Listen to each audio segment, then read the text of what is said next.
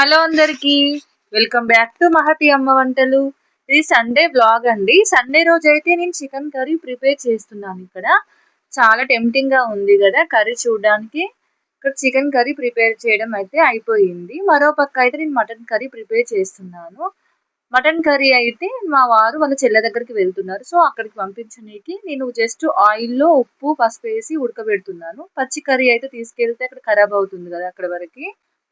అందుకనేసి lunch prepare చేయడం అయితే అయిపోయింది. ఇక్కడ పాప ఉన్న అత్తమ్మ తింటున్నారు. నేనైతే బాబుకి వేసుకొచ్చి ఇక్కడ తినబెడుతున్నాను. అలాగే నేను కూడా తిన్నాను. బగారన్నం చికెన్ కర్రీ అయితే లంచ్ లోకి ప్రిపేర్ చేశానండి. డిన్నర్ లోకి అయితే ఇక్కడ చపాతీ పిండి పిసుకుతున్నానండి. చపాతీ పిండి కోసం అయితే మీకు చూపించాను కదా లాస్ట్ వీడియో. నేనే ప్రిపేర్ చేసుకున్నాను. గోధుమలను, జొన్నలు, రాగులు, సద్దలు.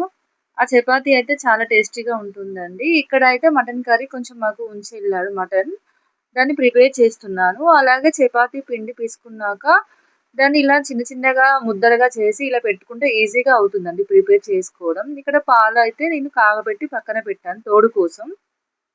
మేమైతే కొత్త గ్యాస్ తీసుకున్నామండి. చూడడానికి బాగుంది కదా వ్యూ అయితే. చపాతీ అయితే చేస్తున్నానండి. ఇది టేస్ట్ విషయానికి వస్తే చాలా బాగుంది. మన ప్యాకెట్ పిండిలో ఫైబర్ అనేది పోతుంది కదా, ఇలా పట్టి పెట్టుకొని చేసుకోవడం వల్ల హెల్త్ కూడా చాలా మంచిది.